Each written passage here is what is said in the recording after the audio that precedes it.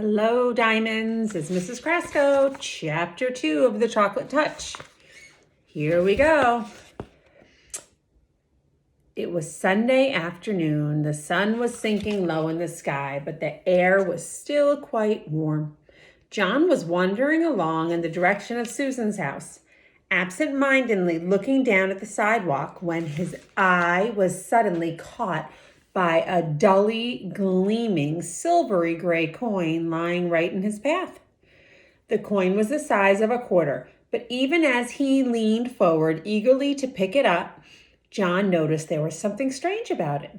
It did not have a picture of George Washington or a picture of an eagle. On one side, there was a picture of a fat boy. On the other side were the letters J.M., which was funny, John thought, because those letters happened to be his initials. Grasping the coin firmly, he ran on toward Susan's house. She liked to collect things. He thought she might be interested to know that he had the beginning of a coin collection.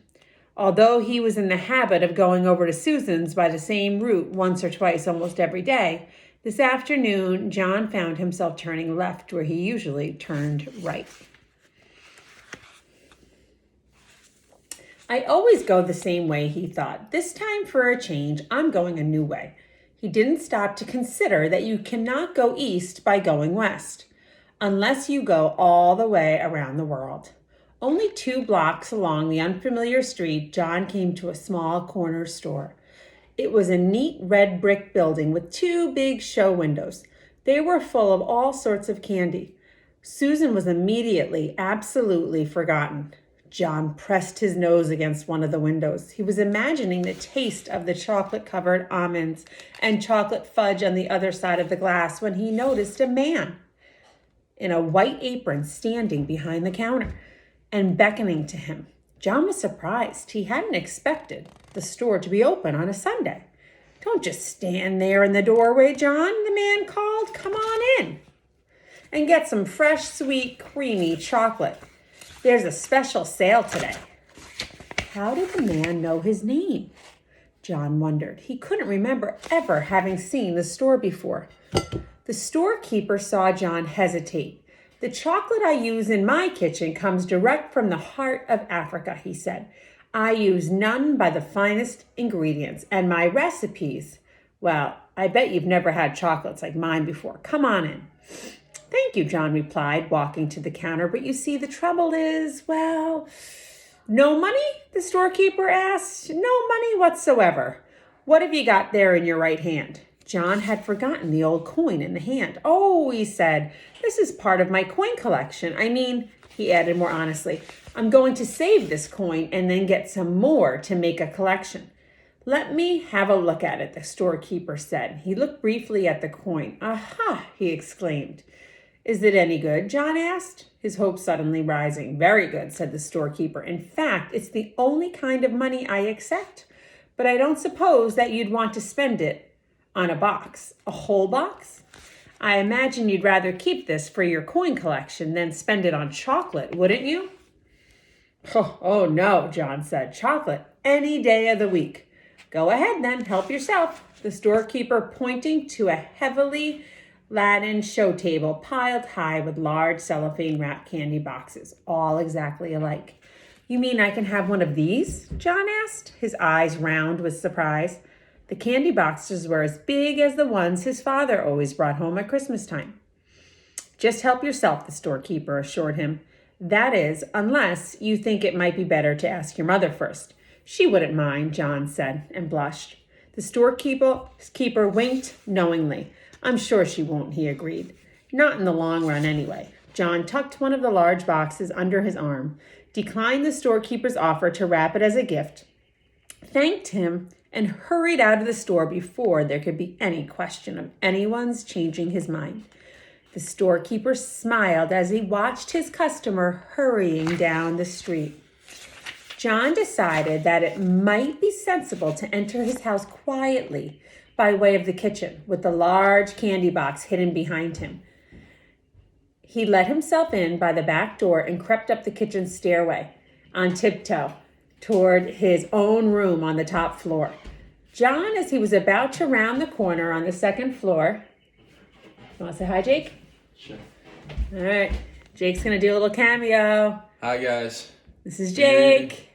Chocolate Touch. Have you read this book? I have. Yeah, don't tell him the ending. That was Mrs. Buttercup on the phone, Mr. Midas called to Mrs. Midas as he walked down the front stairs. She said she was sorry John hadn't been able to get over to play with Susan this afternoon. But it was a good thing in a way, she thought, because Susan's already so excited about her birthday party tomorrow. I wonder where John can have got to. As soon as the second floor was quiet again, and John knew there was no danger that his candy box would be seen, he hurried silently up to his bedroom, pushed open the door, and slid the box under the bed. Then he walked heavily down to the living room. Well, there you are, said Mrs. Midas. We couldn't imagine where you had been. What have you been doing? Oh, just sort of playing around, John said. John usually took a long time to put his things away and undress and bathe and get ready for bed, for he thought sleeping was a waste of time. But this evening he started yawning long before his usual bedtime. Oh, sleepy, John announced. All right, said Mrs. Midas, you'd better be getting to bed then. John's tonic came in a bottle. It had been prescribed by Dr. Cranium. John had to drink a big spoonful every night to make up for all the vegetables and fruit that he left on his plate at lunch and dinner. The tonic tasted like soap, mud, glue, ink, and paint. Tasted horrible. Much to Mrs. Midas's surprise, John ran ahead of her to the dining room cupboard where the tonic and the tonic spoon were kept. By the time she got there, he had already filled the spoon. Then, without any coaxing, he emptied it into his mouth. Ugh, John sputtered. Ugh, gross. That's a very good boy, Mrs. Midas said. Now, why can't you be sensible and eat up your dinner that nice? If you'd only stop eating so much candy, you'd be able to eat your meals properly, and you wouldn't need to take the tonic every night.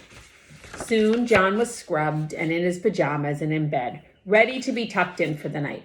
Mrs. Midas sat on the bed and stroked his forehead for a moment. Then she leaned forward and kissed his cheek. John, pretending that he was very sleepy, shut his eyes and began breathing deeply.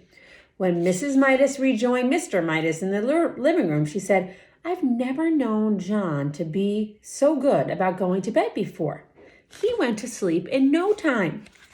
A few seconds after the bedroom door had closed behind his mother, John leaped to the floor, got down on his hands and knees. What do you think he got out? Yes. And felt under the bed for the candy box. He soon had it on the pillow and set to work unfastening it. First, he took off the thin outer sheet of cellophane. Then he lifted off the lid. Then he removed a sheet of cardboard. Then he pulled off a square of heavy tinfoil. Then he took out a layer of shredded paper. As the wrappings piled around him, John became rather anxious. At last, he came to a small central ball of cotton batting, and there, right in the middle, was a little golden ball. He picked at the ball with his fingernail and peeled away the golden paper, revealing a tiny piece of plain chocolate. It was the only piece of chocolate in the whole box. Deeply disappointed, John nevertheless put it into his mouth. He had never tasted a chocolate quite like this. It was the most chocolatey chocolate he had ever encountered. All right, that's chapter 2. Stay tuned to see what happens tomorrow in chapter 3. Bye.